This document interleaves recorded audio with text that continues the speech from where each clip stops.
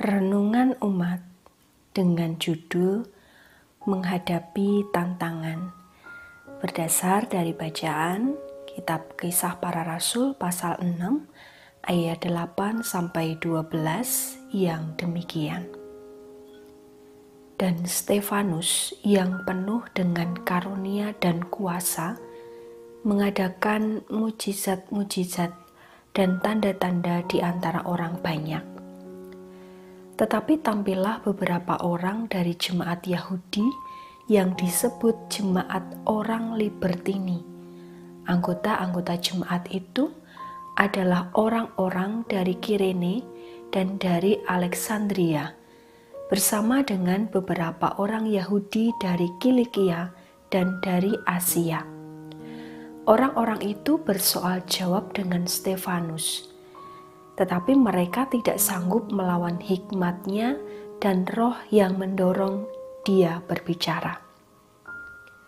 Lalu mereka menghasut beberapa orang untuk mengatakan, "Kami telah mendengar dia mengucapkan kata-kata hujat terhadap Musa dan Allah." Dengan jalan demikian, mereka mengadakan suatu gerakan di antara orang banyak serta tua-tua dan ahli-ahli Taurat. Mereka menyergap Stefanus, menyeretnya, dan membawanya ke hadapan mahkamah agama. Amin. Demikianlah firman Tuhan. Yang berbahagia ialah setiap orang yang mendengarkan firman Tuhan dan menghayatinya dalam kehidupan sehari-hari. Haleluya. Bapak, Ibu, dan Saudara yang dikasihi Tuhan, di masa pandemi COVID-19 ini, kita melihat semangat juang dari para relawan, kemudian ada tim medis, gugus COVID, dan yang lainnya, untuk tetap berjuang dan bertahan melayani di masing-masing bidang bagi saudara-saudara yang terpapar virus COVID-19. Meskipun demikian, kita juga melihat bagaimana mereka merasa capek, lelah, sedih dengan keadaan ini. Namun kondisi itu tidak membuatnya menyerah. Bahkan kita juga melihat semangat juang dalam menghadapi tantangan, yaitu berupa penyebaran virus corona yang sewaktu-waktu bisa menyerang. Terhadap semangat itu, memang semestinya kita mengapresiasi serta mendukung mereka.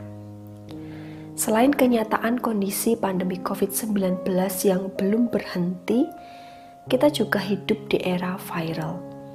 Setiap orang punya cara untuk memviralkan kemampuannya, talentanya, hobi, edukasi, usaha, atau kata-kata motivasi.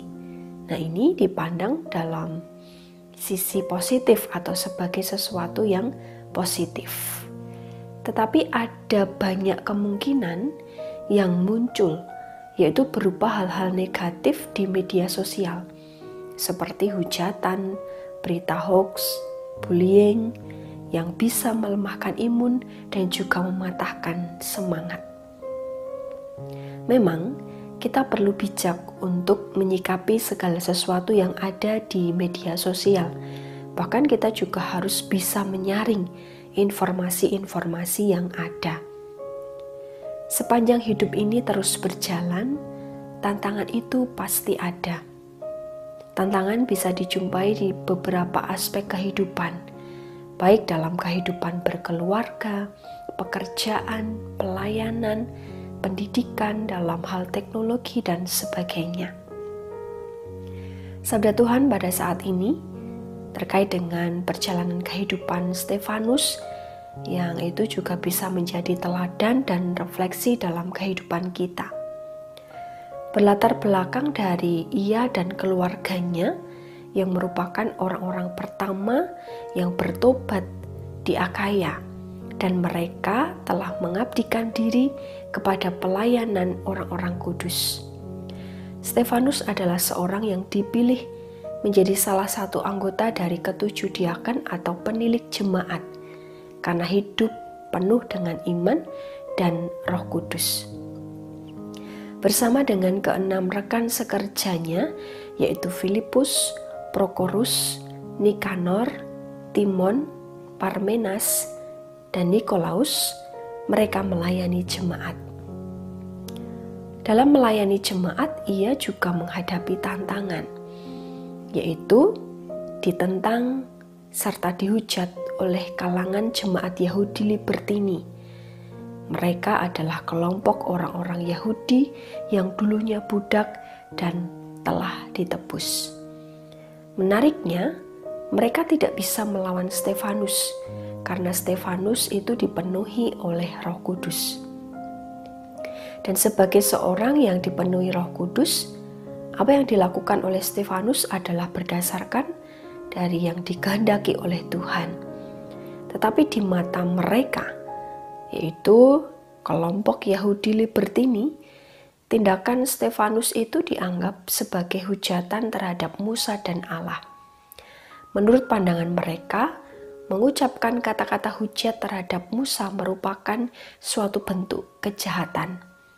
Sampai-sampai karena mereka tidak sanggup melawan hikmat dan roh yang mendorong Stefanus untuk berbicara dan bersaksi, lalu kelompok itu menggunakan cara lain untuk melawannya, yakni dengan jalan mengadakan suatu gerakan di antara orang banyak serta tua-tua dan ahli-ahli Taurat.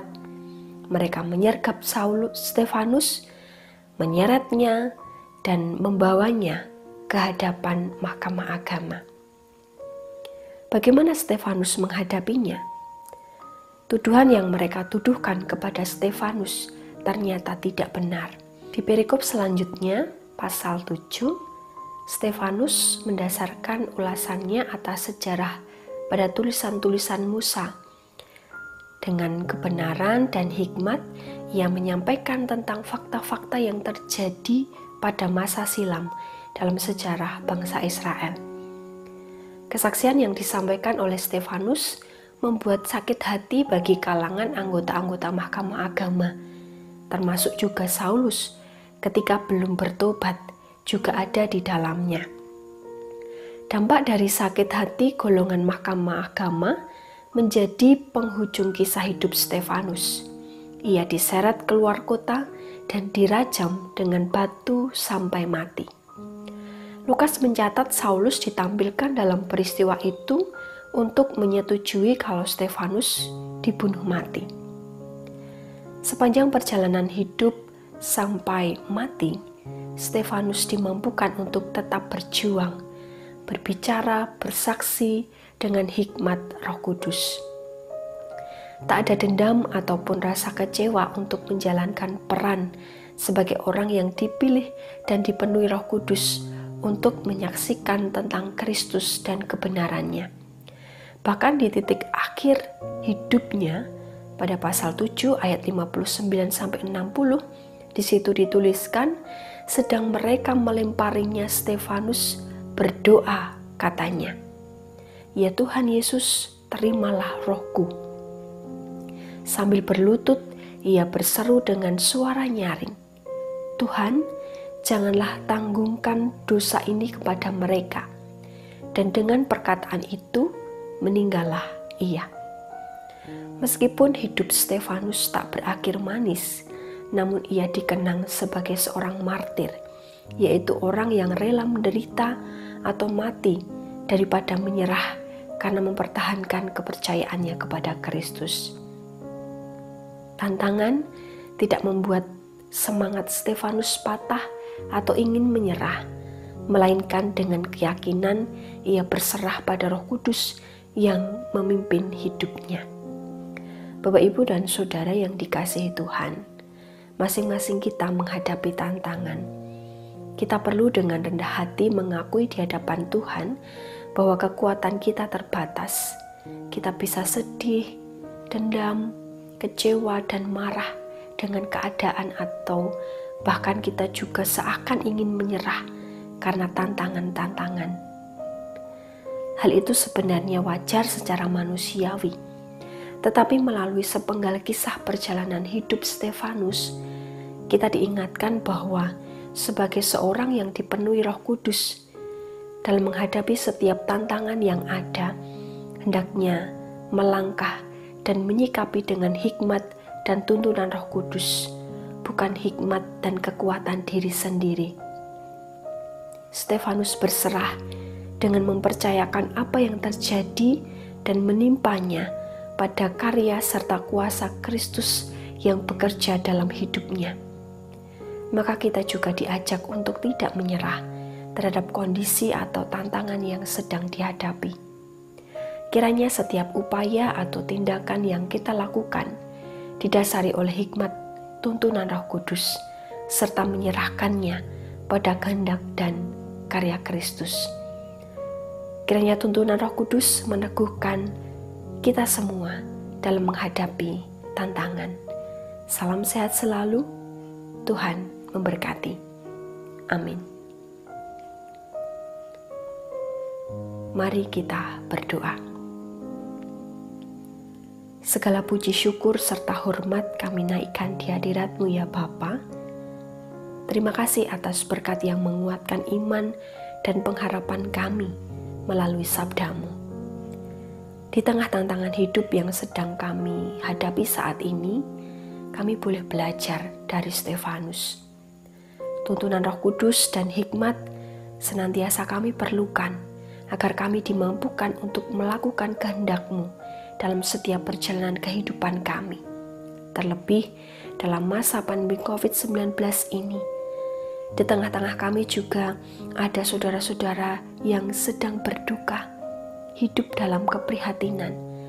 Kiranya Bapa menghibur dan menguatkan. Secara khusus, kami berdoa bagi jemaat-Mu di GKJ Jatimulyo, terlebih bagi keluarga Ibu Win wilayah 3, di mana suami yang dikasihi, yaitu Penatua Prianto, Tuhan panggil.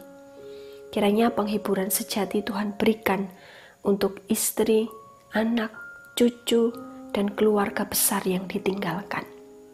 Kami juga memohon kesehatan dan kekuatan untuk seluruh warga jemaat GKJ Jatimulyo dari wilayah 1 sampai wilayah 12 yang masih menjalani isolasi mandiri, yang sedang sakit karena suatu penyakit yang diderita, yang bergumul dengan pergumulannya masing-masing, yang sedang sekolah. Kiranya Bapa menolong dan memberkati. Demikianlah ya Tuhan doa kami ini, di dalam nama Tuhan Yesus Kristus, Juru Selamat yang hidup, kami berdoa dan mengucap syukur. Amin.